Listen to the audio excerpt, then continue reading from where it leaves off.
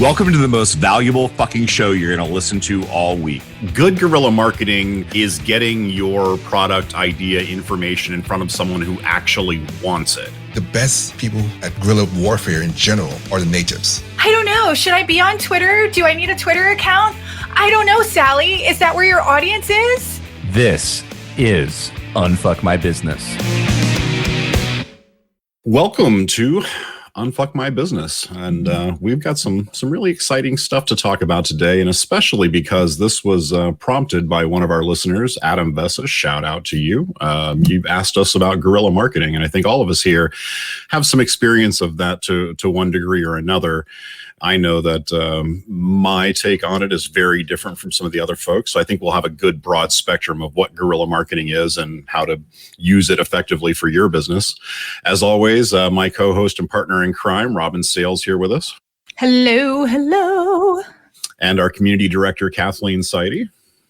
Hello. And I'm super pleased to be able to introduce Shea Jeffers, a new voice on the podcast that we'll be hearing a lot more from, somebody else who has quite a bit of experience in the branding and marketing space. Tell us who you are real quick, Shea. Good morning. Shea Jeffers. I am the catalyst, basically an agent of change, agent of growth within your business for branding, marketing, or just the clarity around your business.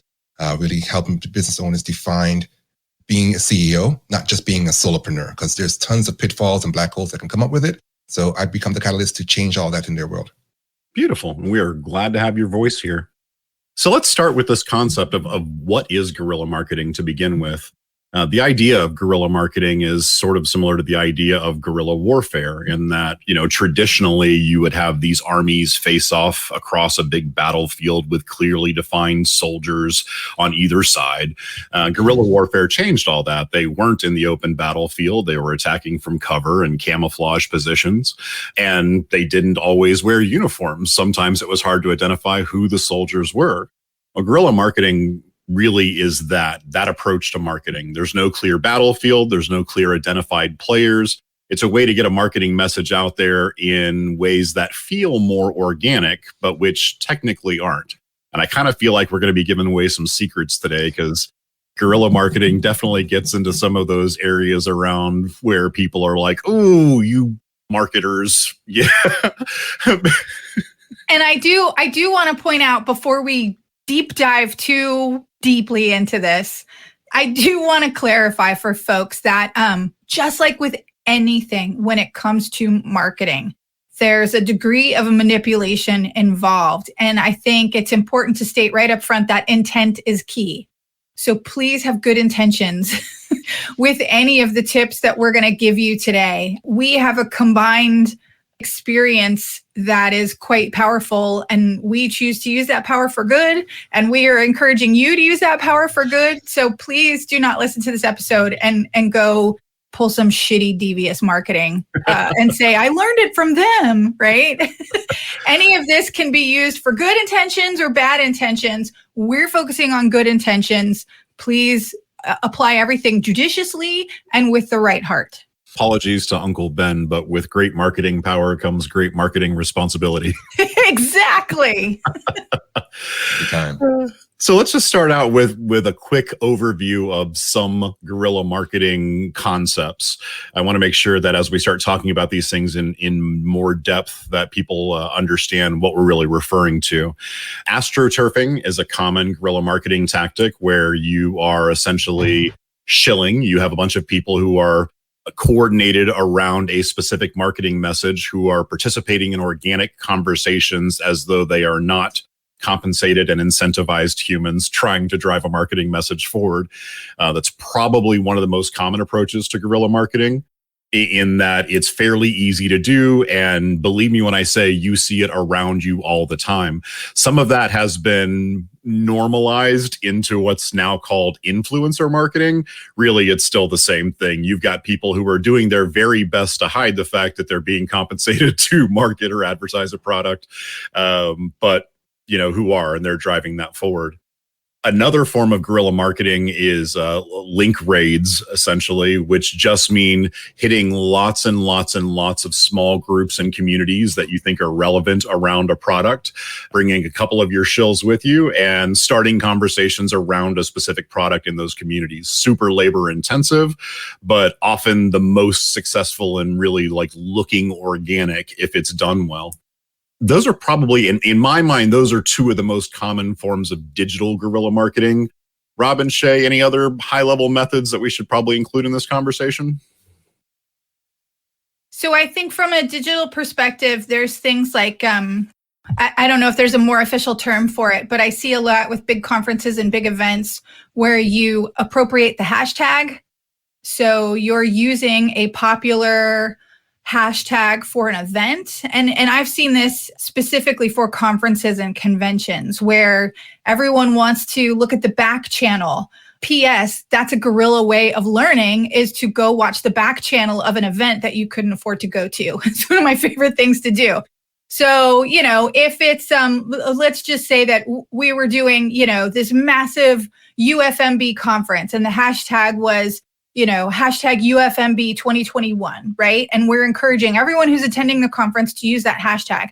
Well, people who aren't at the conference can also use that hashtag to kind of get their information in front of this captive audience of people at the conference. Also, your fellow attendees can also use that hashtag to be like, look at what I do. I can help you out. And also schedule like sub events. So you hop onto a larger event's hashtag to coordinate a group of like-minded individuals at a sub event that's taking place satellite to the larger event. So co-opting, appropriating a hashtag for an event or something that's going on is something that I've seen a lot and quite frankly, I've used in the past. I'm always conscious of any ground rules that the event organizers have laid out. But I do also know from being on the side of the rope where you're the one organizing the event, when you bring large groups of people together, you can't really dictate how they interact with one another. And so I think from an event organizer standpoint, you just have to know that hashtag co-opting is going to take place and like be cool with it. You brought these people together and they're making shit happen on the heels of your event.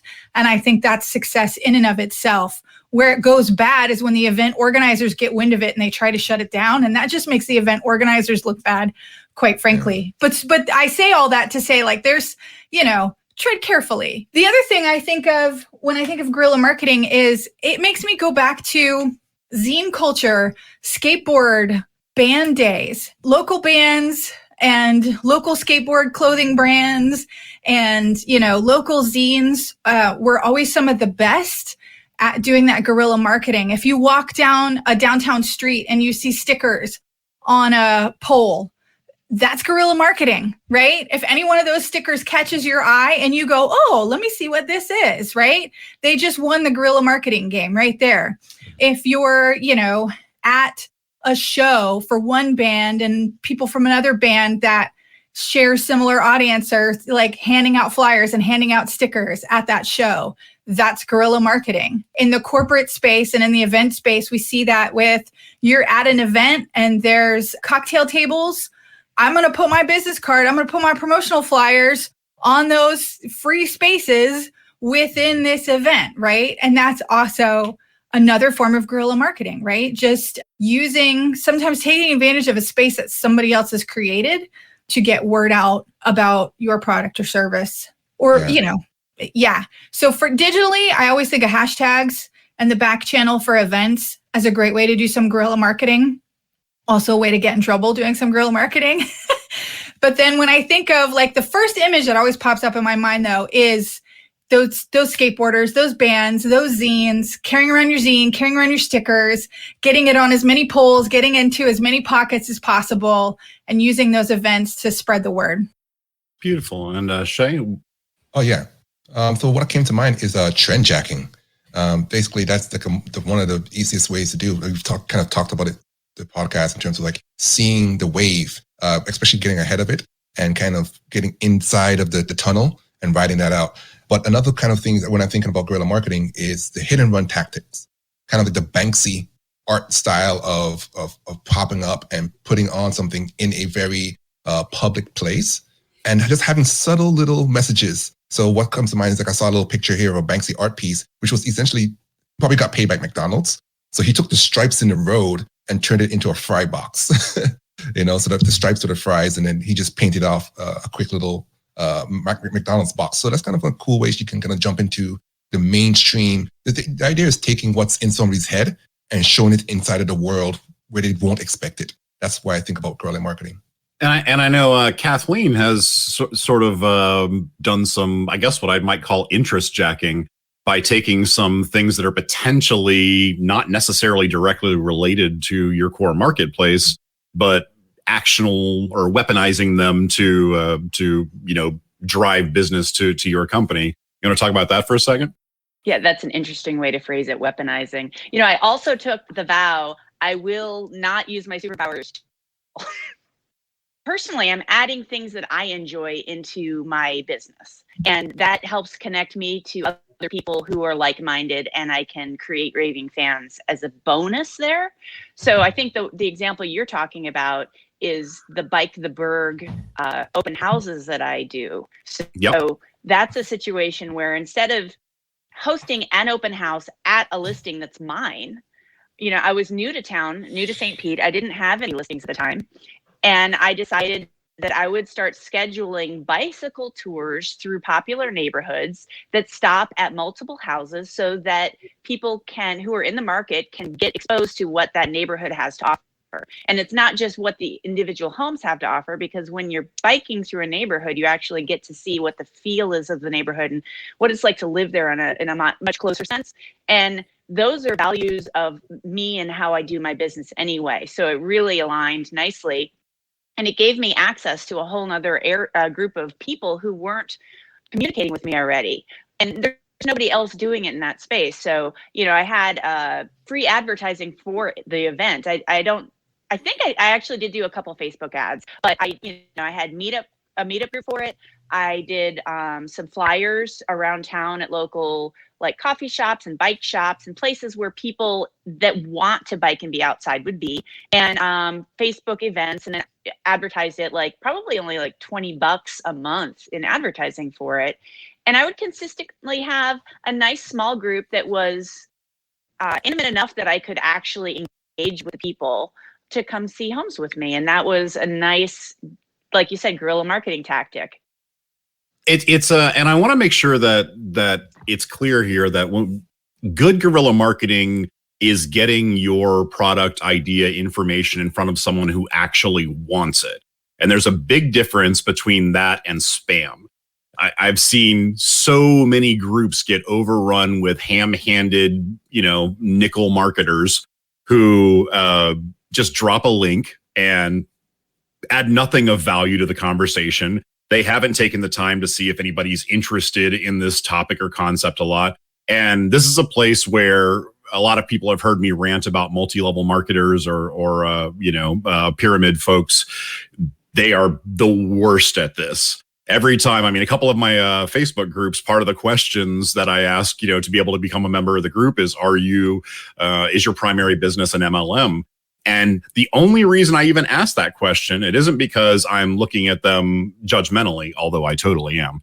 It's because of the fact that their behavior is so poor because they're trained so poorly. They're given this concept or this idea that it's just a numbers game. And if you get in front of enough people, you're definitely going to make a sale. Well, theoretically, that might be true, but what's probably more likely is that you're going to be banned from 100,000 groups on Facebook because you just walk in and you sound like a spammer. With guerrilla marketing, you have to be an organic member of the community. People ask me all the time about Reddit, for instance. They're like, Chris, you get all this traffic from Reddit. What's the secret to getting information or getting attention and traffic from Reddit? And the answer is always be a Redditor. You have to be a member of that community. You have to know how to talk like a member of that community. You have to understand the culture of that community. And I think a lot of people who could benefit from guerrilla marketing sometimes are turned off by it because it's labor intensive. And I fully agree. It is a labor intensive approach, but it's also an approach that doesn't cost you much except time. So your marketing budget can be really small and you can be very effective with guerrilla marketing. And if you're doing it right, if you're actually a member of those communities and you're really delivering that something of value to those communities, you actually start to build true fans with it. You know, you can fully walk into a community and be like, hey, I'm the president of XYZ widgets, not trying to spam or anything, but I saw that there were some questions about widgets and my widgets are pretty good. Let me answer some questions about widgets in general. And then if you're interested in my widgets, by all means, come take a look. And there's a value transaction in good guerrilla marketing that ties those things together. When I was trying to build interest in my first business, one of the things that I was doing everywhere that I could find a group that was talking about web development or doing business online, I would jump in those groups and start answering questions. Now, the link to my website would be in my signature on every single post that I made, but I wasn't advertising it in that way. It was very, very passive. I was there answering questions. And that kind of like direct engagement while your brand is visible behind you, you know, that sort of product placement mug on your desk in your photo, that is a backdoor way to start getting interest. When you're not smacking people in the face with it, it's always present and there behind you, and it's part of how you're known. How do y'all incorporate your brand into help messages? And how do you passively let people find your business while also acting as a community leader and helper? Robyn, I saw a finger there. I actually wanted to follow up on what you said, and then I'm going to answer your question. Some of my favorite examples of guerrilla marketing are seamless when you don't notice that it's guerrilla marketing. You know, and I think so it happens sort of organically and you don't realize that you've been subtly marketed to, or when you do notice, your response is not, oh, those guys got me. Your response is, all right, this was so fucking clever. I love it. You got me. You sucked me in. And I love that. Like, you know, have some fun with it. In the workshops that I do, I use a process I call learning by surprise. Like, we're going to have so much fun. It's not until you are on your drive home that you're going to be like, oh my God, I learned something, you know? And I do think like you can use surprise as a really effective element in guerrilla marketing as well. Like, oh my God, I'm just now realizing that was a marketing message and it totally got me, you know? And again, in a positive, fun surprise kind of way, not in a pull the rug out from under you kind of surprise way. Coaching is a big part of what I do. And I'm also one of those people who's just constructed to help people. I think we all are. That's why we're here. That's why we're doing this. And so I can't help but answer questions, offer advice, join the conversation when I can.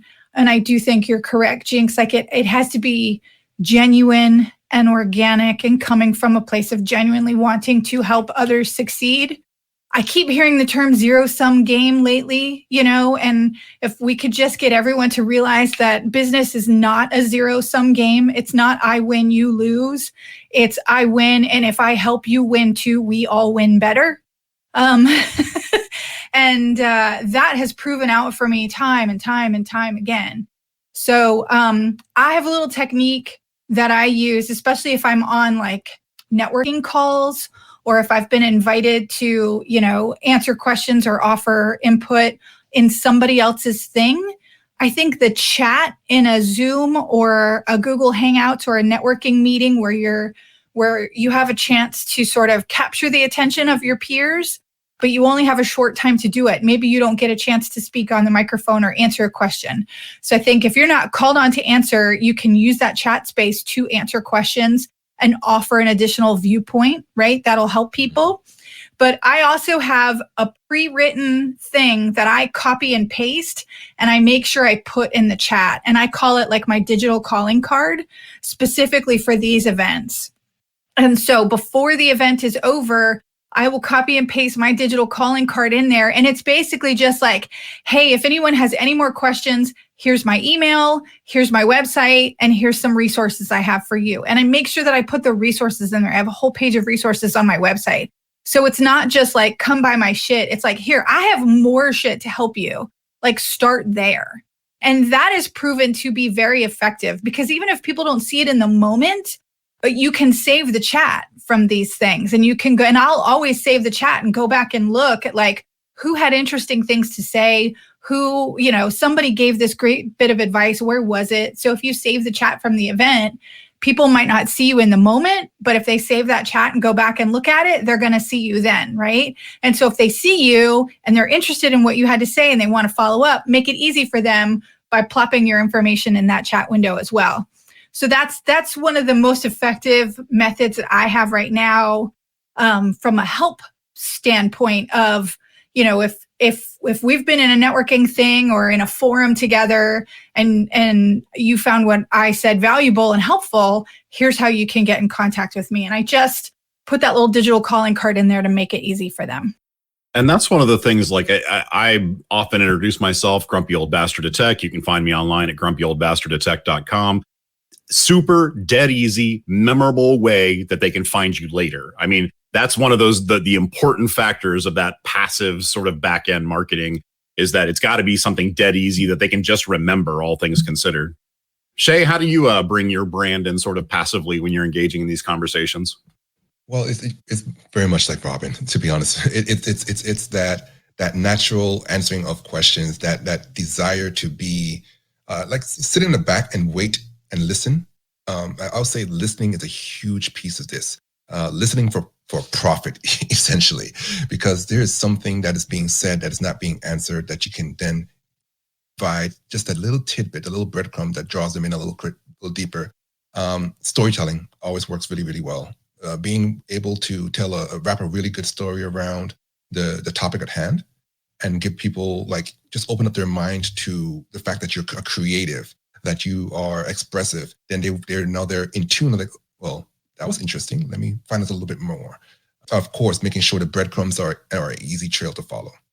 And Kathleen, I think of all the people that I know, you're one of the few folks that I can easily ream off a couple of brands that you've built and are associated with, because you tie them all together very gracefully. What's your general approach? I mean, Seide Realty obviously is the core thing, but why St. Pete and Bike the Berg and all these other sort of approaches that you've created to make yourself easy to find and to get people in front of you. What's your general thought behind how you approach that?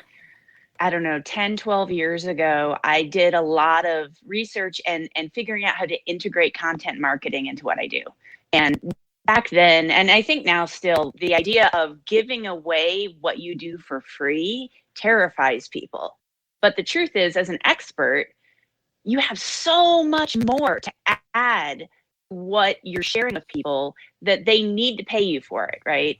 And then when you couple that with the idea that the best marketing, my favorite marketing, is the marketing that when you deliver it to people, they're thanking you for giving them exactly what they wanted, right? So you put those two things together and you create content, or you share information openly with people in a way that, for me, I do it in a very accessible way, so that as they have questions, they feel like they can come to me, and it builds trust over time. So I have this large base of people who trust me, who listen to me, and who come to me, not just with real estate questions, but all kinds of questions, because I connect people with each other. And I really enjoy seeing people succeed because I connected them. So that authenticity behind it is a big piece of it as well. I couldn't agree more. I really love creating raving fans. So taking that content marketing, that accessibility, and using intention behind it to take the people who are the best fans I have and my best cheerleaders, and giving them more tools, giving them more support, thanking them on a regular basis, creates people out in the community that are doing all of that for me. So it's similar to you were saying, I think AstroTurf was the term you used. But yes. It's not at all, because it's authentic, right? So it's taking that idea, but actually doing it the right way, actually doing it where the people that are doing it care and they're passionate about it. I have friends who, if they know somebody who uses another agent in real estate instead of me, they'll beat them up. They're like, you have no idea. What the fuck did you do? You're going to regret it. Right. And I sit there and I just laugh when I hear these stories. It's wonderful, because I love how passionate they are, that I've created this community and this culture where that's normalized. Well, and the whole idea with guerrilla marketing is that people have a natural defense if they know they're being marketed to, right? And so, in the darkest parts of guerrilla marketing, it's entirely about hiding any marketing intent whatsoever.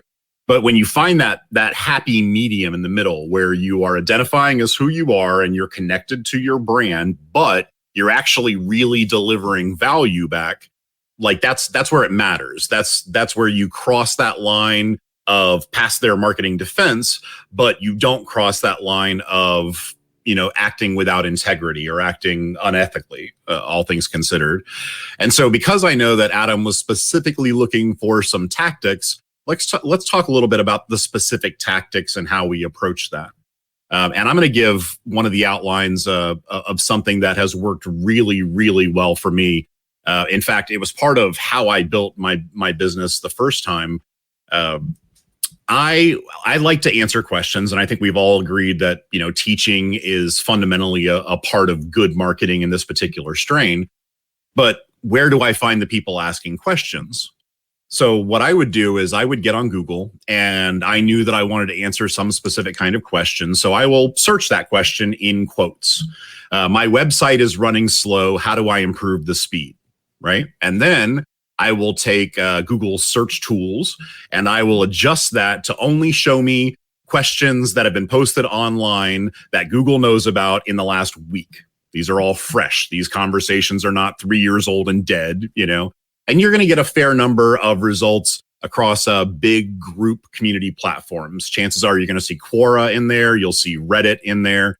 You might find Twitter in there. Any of the platforms that are openly indexable by Google. And within that time frame, you'll start seeing the results too. And so I'll go jump in there with the idea of answering those questions in particular. And I will probably write out a couple of scenario answers in advance, stick them in a notepad or something. That way I'm not completely retyping them every time. And then as I go into each platform and I'm answering those questions, I can slightly modify that text after I paste it in to personalize it for that platform, because you really need to be speaking in the culture and the native tongue of that platform, so to speak. And one of the other things that I do as a part of that is a concept that I created called spamiflage. And the idea of spamiflage is that if somebody is looking for a specific recommendation for a product or platform, if you just drop your link, then it's an endorsement. If you drop a selection of links that includes your link, now it's a set of offerings, and they are free to choose whichever of those that they like. But the magical sauce to that is a human psychology thing where if you put 3 things in a row, we are almost automatically drawn to the thing in the middle. So you put option A, my option B, option C. And as long as yours is in the middle, and you can even structure some conversation around that. I might say, oh, you're looking for a new mobile device. Okay, well, iPhones obviously are very, very popular and well thought of. People who own iPhones are, super enthusiastic about it and love to tell you about it, but they're expensive and it's kind of a walled garden and you don't really have the same sort of open integration or customization options that you have on others. Personally, I've been using the OnePlus phones for a long time. I'm a big fan. They hit a real price point between budget and performance. Their reliability is great and all the rest of that. On the Android side, opposite of iPhone is Samsung. They're a huge, very popular brand in the Android space. And that's a nice, neat, even-keeled review of 3 major brands. But I've already attached my personal experience to one of those brands and subtly emphasized that in a way that draws attention to it. And you can spin that tactic out 1,000 different directions. And again, it's great from a budget perspective because it costs you literally nothing but time. I can find 50 people who have asked a similar question about my product in the last week, have most of my text created and spun up in advance, and then just go slam these places: Quora, Reddit, forums. And doing the same thing with Facebook groups. I participate in a lot of Facebook groups that seem adjacent or relevant to product offerings or expertise that I'm offering, because I can always be there to answer those questions. And the other part of that equation is the concept of karma, right? I'm a high karma user on Reddit. So my answers are not auto banned by the system, and they're given more weight by people who understand the culture of Reddit. I can create posts on Reddit that go to the front page because of the amount of karma that I have and my established history in the community. They go look at my profile. I didn't join 2 weeks ago. I've been around for 11 years. They're like, oh, this guy's not some spammer. He's legit, you know? And I have lots and lots of non-marketing organic content around that as well. And that's an important part of the equation. You've got to have some karma, whatever that means in that community. Facebook groups presents a lot of opportunity for this. One of the things that I try to do, and oh God, everybody's going to recognize this now and probably going to call me out on it. I always go for mod in every group that I get added to. If you invite me to your group, within a week, if I like your group and I want to participate in it long term, I'm going to ask to be a mod there. Why? Because I get that little gray badge next to my name every single time that I post that adds a little extra credibility to what I say. And if I'm trying to deliver some sort of marketing message or answer in there, now that's made me a more listenable member of that group. What are y'all's specific Healthy marketing tactics? I would like to toss the idea out there of vectoring. And that's basically just getting into the bloodstream of other communities, much like you're saying, but putting it as a gift to the central hub of that group and saying, hey, this is something that you can then present to the rest of your organization. So, for example, most recently, I was shooting the breeze with another fellow brander or brand strategist, and they was trying to figure out how could they then get their new product out into the right hands, into the right faces, like you're talking about. You want to get this in front of the right people. So I told them, if you have a partnership with a local printer, you can offer this guide, whether it be, whatever that guide may be, to them and say, hey, this is a free gift that you can then present to all of your clients as an early, Happy New Year. I have this new gift, put it in a little package. And then now you are now in front of X amount of people through that vector. Kathleen, you're up. Another thing that's interesting to do is look at other companies who are also talking to the same customers that you are and see if there's ways that you can get together and produce something together so that you can cross-pollinate. So you find people that you also trust who are delivering the kind of services at the quality level that you can stand behind, and then see how you can share information. And it's not just like in real estate, I was partnering, or not partnering, I'm not sure what the term is actually, but doing this for a while with a painting company where I would support him, he would support me. And it's not just sending a flyer out. It was more in depth than that, but that was us working together because we're talking to the same customers in a way that benefits both companies. I love it. And I think when we talk about guerrilla marketing in terms of small entrepreneurs, solopreneurs, entrepreneurs who are just getting started, the budget is minimal or zero. And so even if the cost is only time, that time is valuable and needs to be spent in the right place. And that's where data and a little bit of research can help you make some really smart decisions. So in thinking about which channels to allocate your time and energy toward, go find out, to Jinx's earlier point, where are these conversations already taking place and how can you contribute to those conversations? Do the work. If you're trying to figure out where best to spend my time, spend your time really, truly understanding who your ideal client is. I don't mean a demographic. I don't mean a target demographic. I mean, who is your ideal client?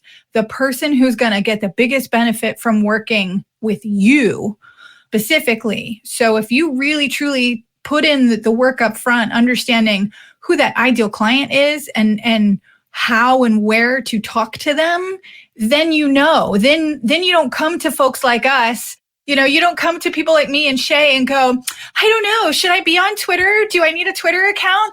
I don't know, Sally. Is that where your audience is? Do you even know? Right?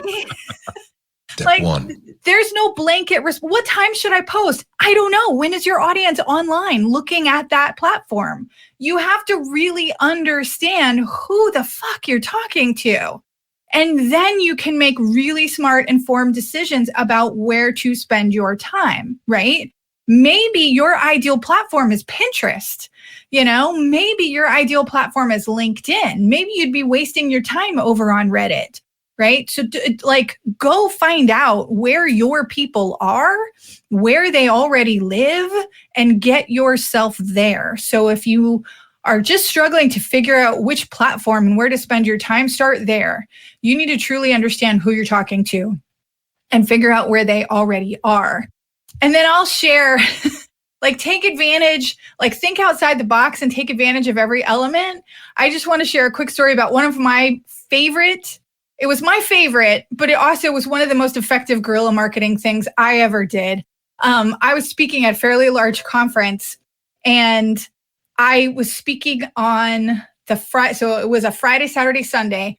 I spoke on Friday, which meant I already got a significant number of people who are now aware of me and what I do. And I'm now a resource for those people. But there's still Saturday and Sunday, right? And I don't want to lose that momentum. I want to, get in front of as many people as possible. So I had shirts made, and it can be relatively inexpensive with printing on demand nowadays. So I had shirts made that had my logo or something on the front. But then on the back, not the full back of the shirt, but on the back, just below the neckline, I had, "Are you struggling to find your audience? Text this number for resources." Because I knew if I'm sitting in front of you in a session, you're going to keep looking at the back of my shirt. And eventually you're going to get curious enough to text that number and find out what the fuck I'm talking about, right? I got more signups from those shirts and that phone number than I did when I gave the keynote on the first day, right? So just understanding the circumstance, I'm going to literally be sitting and walking in front of people all day for the next 2 days. Why don't I give them something to read? Why don't I give them something to do? Anyone who sits behind me is a captive audience now, right? So really think outside the box when it comes to your guerrilla marketing. Think about the space that you're occupying and the situations that you're going to be in, and how you can take advantage of that. Agreed completely. And Shea, you had a thought there as well. Yeah, this whole thing around guerrilla marketing, if you want to, taking it back to the groundswell, the break points of guerrilla marketing, the best people at guerrilla marketing guerrilla warfare in general, because that's what we're referring to, are the natives. Yep. So sometimes it's taking the time to go learn from the natives of that community. If you're new to a community, a good thing is to attach yourself to a leadership figure in that community. So for instance, if you were to join a Reddit and you started to engage more strongly with a Jinx that's in that group, the more that you can accelerate your prestige and your karma by tagging along. So like a remora on a shark, the shark is kind of running the waters, but the remoras, you don't mess with them either. But honestly, taking the time to definitely know the terrain or the circumstances like Robyn was talking about just now, and camouflaging yourself, using the pieces of that area to camouflage your message and present it just on a consistent basis is very, very powerful. There's one other tactic that I want to share that has been really useful. And there's this concept called mirroring, right? In psychology, they talk about, if you want to put people at ease, mirror them when you're talking to them. And that means, sort of approaching them with the same tone and the same level of energy and all the rest of that. And then acknowledging and reflecting back their ideas or concerns or fears or things along that line, you're insecure, I'm insecure. We have these things in common. And that becomes, this sort of a bonding ground. People talk a lot about content strategy, but I think that they have this really generic approach to content strategy a lot, where they're write blog posts, but then you write a bunch of crap blog posts that don't really engage with anyone. Whereas if you start thinking about your content strategy from the perspective of mirroring, and you remember that high emotion incentivizes high action, go find some big pain point and then be the focal point, that conversational microphone around this pain point. God damn it, this problem that I'm having with the internet, but blah, blah, blah, blah, blah. Really take some frustrations that you've heard in other places, become the voice of that frustration. Oh, and by the way, I'm not working with Spectrum anymore. I switched to fucking WoW and it solved that problem. Fuck you, Spectrum. You know, if I'm a shill for WoW, that just sounds like an organic complaint about Spectrum, but I'm driving other people to that product as well. And this wishy-washy, you know, 5 best practices, nobody gives a shit, you know? Whereas if you come out like bitching loudly about something, right, and you get people who have that same emotional sort of landscape going on, you can mirror that to great effect to drive a back-end message that isn't even at the front of their brain at all. They're mirroring you on that big main point. And so the other actual marketing message that's included in that content just sort of takes root natively. It's the payload that gets carried along with the rest of the message. Kathleen. Awesome. I love the mirroring idea. That's really powerful. Another tactic that I think is interesting and fun is, so diving back into knowing your audience, but like slipping what you have in or your logo in, whatever, kind of as a side thing to just generate awareness and trust over time, right? So an example is for COVID, right? Here we are, we're all locked down. I have some connections with the local hospital, and I have been showing up in small ways for them over a couple of years. So when this whole shift happened, and they're now wearing masks all the time, some people I know there were complaining about, you know, ear strain and whatever. And I went and donated 100 headbands with these little buttons on them so that they can have that, so that it's not hurting their ears anymore. But every one of those has my logo on it, right? So these people that I've met a couple times or have seen, you know, different things that I've done and different places where I've shown up to donate over time now have this, I'm solving a problem for them that has nothing to do with real estate, but it still puts me in front of them and it builds trust. That's important as well. And at the end of the day, guerrilla marketing works because there is trust. You know, trust is that that camouflage that gets you past the initial defense. And if you're using that well, if you're delivering a message that actually has value, if you're looking specifically for people who really do need your product, if you're not just trying to shove it down people's throats, if you're contributing value back to the communities that you're participating in, you know, the raising your profile and raising your authority in that space goes hand in hand with the ability to just off the cuff deliver some marketing messages that don't sound like people are being smacked in the face with it. Instead of it being a marketing message, it's a message delivered with authority about a solution to your actual problem. Great guerrilla marketing is always going to be that way. It's always going to be a real solution to a problem in an organic conversation. And I don't even mean fake organic. When you've done this long enough and you've built up your reputation in the space, it really is organic at that point. People know that you have a vested interest in whatever particular solution that you're offering, but it doesn't matter because they trust that your intentions are good and you're actually trying to solve that problem. Kathleen, I'll give you that one shot and then we're going to wrap it up from there. Yeah, one more example that I just thought of because of the healthcare tie-in. So the Super Bowl is right around the corner and the Tampa Bay Bucks are in the Super Bowl and everybody in Tampa is going crazy about it. It's actually a home game. The Bucks gave a certain number of tickets to local healthcare workers. It was donated and there was, I'm not sure how they were assigned some sort of a lottery, but everybody in that space is raving about it. So for whatever small cost it was as a community engagement program, now look at how many raving fans they're creating, not just the people that are showing up, everybody they're talking to, everybody they're passionate about, and they're going to be putting it all over their social media when they're at the game, going to the game. Everybody they know is falling in love with them for doing this and for honoring the healthcare workers that have been at the front lines this whole time.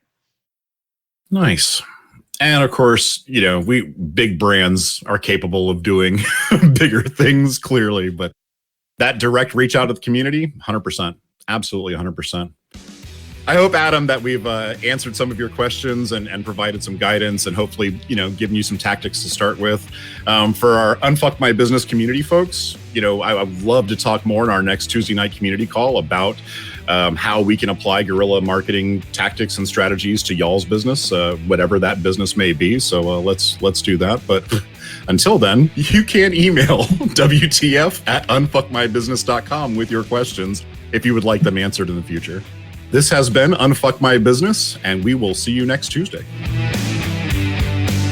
What the fuck are you waiting for? Take what you learned in this episode and do something with it. You'll find all the links and resources we talked about in our show notes for this episode. Go to unfuckmybusiness.com to subscribe to the show.